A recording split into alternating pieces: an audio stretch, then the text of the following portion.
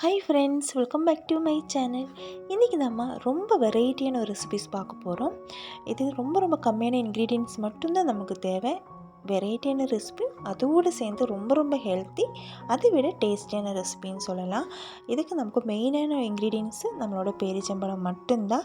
இன்றைக்கி பேரிச்சம்பழம் பார்த்திங்கன்னா இதுக்கு ஒரு 30 பேரிச்சம்பழம் பக்கம் நான் எடுத்திருக்கேன். நம்ம 1/2 கிலோ பேக்கெட்டில் ஒரு முக்கால்வாசி எடுத்துருக்கேன், கால்வாசி வச்சுருக்கேன்.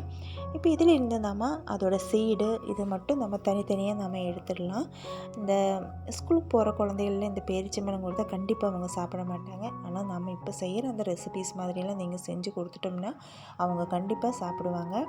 அது இல்லாமல் இந்த பேரிச்சம்பழம் எப்படி அவங்களுக்கு உடம்புக்குள்ளே போகிற மாதிரி நம்ம பண்ணிக்கணும். டெய்லியும் இது ஒரு 3 எண்ணமாவது அவங்க சாப்பிட்ற மாதிரி நீங்கள் பண்ணிக்கோங்க. நிறைய எனர்ஜி தர ஒரு ஃபுட்டு தான் இது. இப்போது அதில் இந்த சீடெல்லாம் நம்ம ரிமூவ் பண்ணி எடுத்தாச்சு. இப்போது அதில் சீடு தனியாக மாற்றி வேறு பவுல் நான் வச்சுருக்கேன். இதில் நம்ம சுட வச்ச நம்மளோட சுடு தண்ணி கொஞ்சம் அதுக்குள்ளே போட்டு ஒரு 10 நிமிஷத்துக்கு அது பண்ண அங்கே ஊறட்டும். இப்போது நம்மளோட சீடு எடுத்திருக்கேன். சீடு ஒரு 3 இல்லை 4 வாட்டி நல்லா கை வச்சு நேரடியாக நல்லா கழுவி எடுத்துக்கோங்க. அந்த சீடில் அந்த ஒரு ஒயிட் கலரில் ஒரு அடை மாதிரி ஒன்று இருக்கும். அது நம்ம கழுவ வந்துகிட்டே இருக்கும். அதனால் 4 இல்லைன்னா 5 வாட்டி நல்லா கழுவி க்ளீன் பண்ணி எடுத்துக்கோங்க. இப்போ பாருங்கள், நான் நல்லா கழுவி எடுத்துகிட்டு வந்துட்டேன். இப்போது அடுப்பு பற்ற வச்சுக்கோங்க. ஒரு கடாய் வச்சுருக்கேன். கடாயில் நம்ம இந்த சீடை நம்ம சேர்த்தி நம்ம இதையே நல்லா ஃப்ரை பண்ணி எடுக்க போகிறோம். இதுக்கு நமக்கு கொஞ்சம் டைம் எடுக்கும். நான்ஸ்டிக் கடாய் இல்லாமல் உங்கள்கிட்ட இரும்பு கடாய் மாதிரி இருக்குதுன்னு அவங்க ரொம்ப ஈஸியாக உங்களுக்கு இது ஃப்ரையாக வந்துடும். நான்ஸ்டிக்கில் கொஞ்சம் எனக்கு டைம் எடுத்துருச்சு, அதனால தான் சொல்கிறேன். பாருங்க, இப்போ நல்லா ஃப்ரை ஆகிடுச்சு. கொஞ்சம் அந்த சைடெலாம் நல்லா ப்ரௌன் கலரு இல்லை பிளாக் கலர் அந்த ஒரு ஷேட் வரும்போது நீங்கள் அடுப்பு ஆஃப் பண்ணிக்கோங்க. அது பண்ணால் கொஞ்சம் ஆறட்டும். இப்போது நம்மளோட டேட்ஸ் பாருங்கள், நல்லா ஊறி நல்லா சாஃப்டாக வந்திருக்கு. இப்போ இதையெல்லாம் நம்ம ஒரு மிக்ஸி ஜாருக்குள்ளே நம்ம போட்டுடலாம். இதையும் வந்துட்டு ஃபைன் பேஸ்ட்டாக நம்ம அரைச்சி எடுத்துகிட்டு வர போகிறோம். நம்ம ஊற வைக்கும்போது அதில் கொஞ்சம் தண்ணி இருக்கும், அதையும் நம்ம சேர்த்தி எக்ஸ்ட்ரா கொஞ்சம் தண்ணி வேணும்னா நீங்கள் பார்த்து நீங்கள் ஃபைன் பேஸ்ட்டாக அரைச்சி எடுத்துக்கோங்க. நம்மளோட கன்சிஸ்டன்சி இப்படி தான் வேணும். பாருங்கள், அதை அரைச்சி எடுத்தாச்சு. இப்போது அடுப்பு பற்ற வச்சுக்கோங்க. ஒரு கடாய் வச்சுருக்கேன் நான். கடாயும் நல்லா சூடாகும். 1 டேபிள் ஸ்பூன் அளவுக்கு நெய் சேர்த்திட்டேன். நெய் கொஞ்சம் நல்லா மெல்ட் ஆகட்டும். நெய் மெல்ட் ஆனதுக்கப்புறம் நம்ம அரைச்சி வச்சுருந்த நம்மளோட விழுது நம்ம கொஞ்சமாக நம்ம அதில் சேர்த்திடலாம். நம்ம விழுது சேர்த்துனதுக்கப்புறம் நம்ம நல்லா நெய்யோடு சேர்ந்து ஒன்றுக்கு ஒன்றா மிக்ஸ் ஆகிற மாதிரி நல்லா மிக்ஸ் பண்ணிக்கோங்க. இந்த டைமில் அடுப்பு கொஞ்சம் ஹை ஃப்ளேமில் நீங்கள் போட்டுக்கோங்க. அது கொஞ்சம் எல்லாம் நெய் எல்லாத்தோடு சேர்ந்து நல்லா அப்சர்வ் ஆகி வர டைமில் 2 டேபிள் ஸ்பூன் அளவுக்கு கார்ன்ஃப்ளவர் மாவு நான் எடுத்திருக்கேன். 2 டேபிள் ஸ்பூன் அளவுக்கு தண்ணி ஊற்றி இதையும் நம்ம நல்லா மிக்ஸ் பண்ணிக்க போகிறோம். மிக்ஸ் பண்ணி நம்மளோட அந்த விழுது இருக்கும் இல்லையா, நம்மளோட பேரிச்சம்பழம் அதில் நம்ம சேர்த்தி மறுபடியுமே நம்ம நல்லா மிக்ஸ் பண்ண போகிறோம். இந்த டைமில் அடுப்பு லோ ஃப்ளேமில் போட்டுக்கோங்க. ஏன்னா கார்ன்ஃப்ளவர் மாவு எல்லாத்துலேயும் ஒன்றுக்கு ஒன்றா நல்லா மிக்ஸ் ஆகணும். அடுப்பு ஹை ஃப்ளேமில் போட்டிருந்தால் கார்ன்ஃப்ளவர் மாவு அப்பப்போ கட்டியாயிடும். அதனால் லோ ஃப்ளேமில் போட்டு எல்லாமே அந்த பேரிச்சம்பழம் விழுதோடு கூடி சேர்ந்து நல்லா மிக்ஸ் ஆகிற மாதிரி நீங்கள் பார்த்துக்கோங்க. பக்கத்திலே இருந்து நல்லா கைவிடாமல் இலக்கி விட்டுக்கோங்க.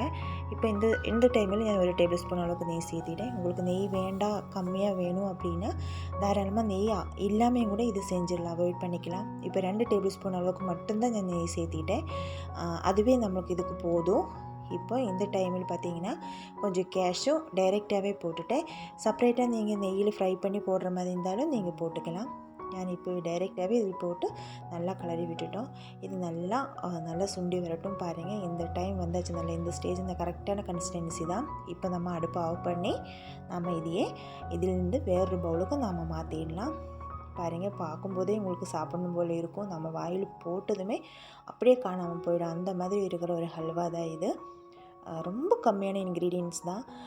உங்களுக்கு கொலஸ்ட்ரால்லாம் இருக்குதுன்னா நீங்கள் நெய் தாராளமாக அவாய்ட் பண்ணிக்கலாம். ஆனால் வளர்கிற குழந்தைகளுக்கு நெய் கொஞ்சம் சேர்த்துனா கொஞ்சம் நல்லாயிருக்கும்.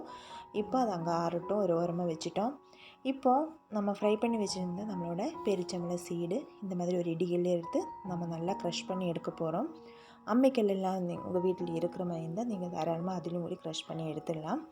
கொஞ்சம் நம்ம பலம் கையில் வச்சு நல்லா அழுத்தி க்ரஷ் பண்ணணும். பாருங்கள், இந்த மாதிரி தான் நமக்கு வந்துருச்சு. இப்போ இதையே நம்ம மிக்ஸி ஜாருக்குள்ளே போட்டு ஃபைனாக பேஸ்ட்டு மாதிரி பொடி பண்ணி எடுத்துகிட்டு வர போகிறோம். பேஸ்ட்டு கிடையாது, பொடி பண்ணி நம்ம எடுத்துகிட்டு வர போகிறோம். ஃபஸ்ட்டே நம்ம டைரெக்டாக மிக்ஸி ஜாருக்குள்ளே போட்டோம்னா அதுக்குள்ளே இருக்கிற பிளேடெல்லாம் காணாமல் போயிடும். கடமடா அந்த மாதிரி சத்தம் வந்து ரொம்ப இதாகிடும். அதனால தான் ஃபஸ்ட்டு நம்ம இடிகிளி இல்லைன்னா அம்மிக்கல்ல போட்டு க்ரஷ் பண்ணி நம்ம அதுக்கப்புறம் மிக்ஸி ஜாருக்குள்ளே போட்டு பொடி பண்ணி எடுக்கிறோம். இப்போ இதையே இந்த மாதிரி ஒரு சல்லடை வச்சு நம்ம நல்லா ஃபைனாக நம்ம வடிகட்டி எடுக்க போகிறோம். பாருங்கள், இப்போ கரெக்டாக அது ரெடி ஆயாச்சு. இப்போ அடுப்பு பற்ற வச்சுக்கோங்க. ஒரு பாத்திரம் வச்சுருக்கேன். 1 டம்ளர் பால் ஊற்றிட்டேன். 1/2 டம்ளர் தண்ணி ஊற்றிட்டேன். அப்புறம் நம்ம இதையே கொதிக்க வைக்கலாம். நல்லா கொதித்து வரும்போது நம்ம பொடி பண்ணி வச்சுருந்த நம்மளோட பேரிச்சம்பழத்தை சீடை இது இருக்கும் இல்லையா, அதையே நம்ம 1 டீஸ்பூன் அளவுக்கு சேர்த்திட்டோம். அதுவும் நல்லா கொதி வரவும் இதுக்கு தேவையான சர்க்கரை சேர்த்தி நம்ம நல்லா மிக்ஸ் பண்ணிக்கலாம். உங்களுக்கு கலர் கொஞ்சம் நல்லா சேஞ்ச் ஆகி வருதான்னு தெரியல, பாருங்கள். நல்லா கலர் சேஞ்ச் ஆகி நல்ல ஒரு மணம் வருது. இது எப்படி எந்த மணம் அப்படின்னு சொல்லிட்டு நீங்கள் நினைக்கலாம். நம்ம காஃபி பவுடர் இருக்கும் இல்லையா, நம்மளோட நெஸ்ஸஸ் காஃபியெல்லாம் நம்ம வாங்குவோம் இல்லையா, அதே ஸ்மெல்லு தான். நம்ம ஃப்ரை பண்ணி அந்த இடிக்கல்லில் இடிக்கும் போதே அந்த காஃபி மணம் அந்தளவுக்கு வந்துடுச்சு. நீங்கள் இந்த மாதிரி உங்களுக்கு இது தெரியுமான்னு தெரியல, நீங்கள் ட்ரை பண்ணி பார்த்ததுலேருந்து நீங்கள் ட்ரை பண்ணி தாராளமாக ட்ரை பண்ணி பார்க்கலாம். இப்போ பேலன்ஸ் இருக்கிற அந்த பொடியை நான் இந்த மாதிரி ஒரு டைட்டான ஒரு கண்டெய்னரில் போட்டு க்ளோஸ் பண்ணி வச்சுட்டோம். நம்ம சாப்பிட்டு வேணான்னு சொல்லி தூக்கி போடுற அந்த சீடு வச்சு நம்ம ரொம்ப ஹெல்ப்ஃபுல்லான ஒரு ரெசிபி பண்ணியிருக்கோம். கூடவே சேர்ந்து ஹெல்த்தியான ஒரு ஹல்வாவும் பண்ணியிருக்கோம். அந்த ஹல்வாவில் நம்ம எக்ஸ்ட்ரா எந்த சுகருமே நம்ம ஆட் பண்ணல. அந்த டேட்ஸில் என்ன ஸ்வீட் இருக்கோ அந்த ஸ்வீட்னஸ் மட்டும்தான் நமக்கு இருக்கும். கொலஸ்ட்ரால் இருக்கிறவங்க மட்டும் நெய் வேணால் நெய் அவாய்ட் பண்ணிக்கலாம். ஆனால் நீங்கள் குழந்தைகளுக்கெல்லாம் தான் செஞ்சு கொடுக்குறீங்கன்னா நெய் தாராளமாக நீங்கள் சேர்த்திடலாம். ரொம்ப டேஸ்டியும் அவங்களுக்கு வளர்கிறதுக்கு ரொம்ப ஹெல்ப்ஃபுல்லாகவும் இருக்கும். நீங்கள் ஒன் டைமாவது நீங்கள் ட்ரை பண்ணி பாருங்கள். என்னோடய சேனல் நீங்கள் ஃபஸ்ட் டைம் தான் விசிட் பண்ணுறீங்கன்னா கொஞ்சம் வெரைட்டி ஹெல்த்தியான நல்ல நல்ல வீடியோஸ் எல்லாம் இருக்குது, அதெல்லாம் போய் பாருங்கள். சேனல் பிடிச்சதுன்னா நீங்கள் சப்போர்ட் பண்ணுங்கள். வீடியோஸ் கொஞ்சம் வெரைட்டியாக இருக்குதுன்னு நினச்சிங்கன்னா ஃப்ரெண்ட்ஸு ரிலேட்டிவ்ஸுக்கெல்லாம் கொஞ்சம் ஷேர் பண்ணுங்கள். நாளைக்கு இன்னொரு ரெசிபியுமாயிட்டு வரேன். டாட்டா, பாய்.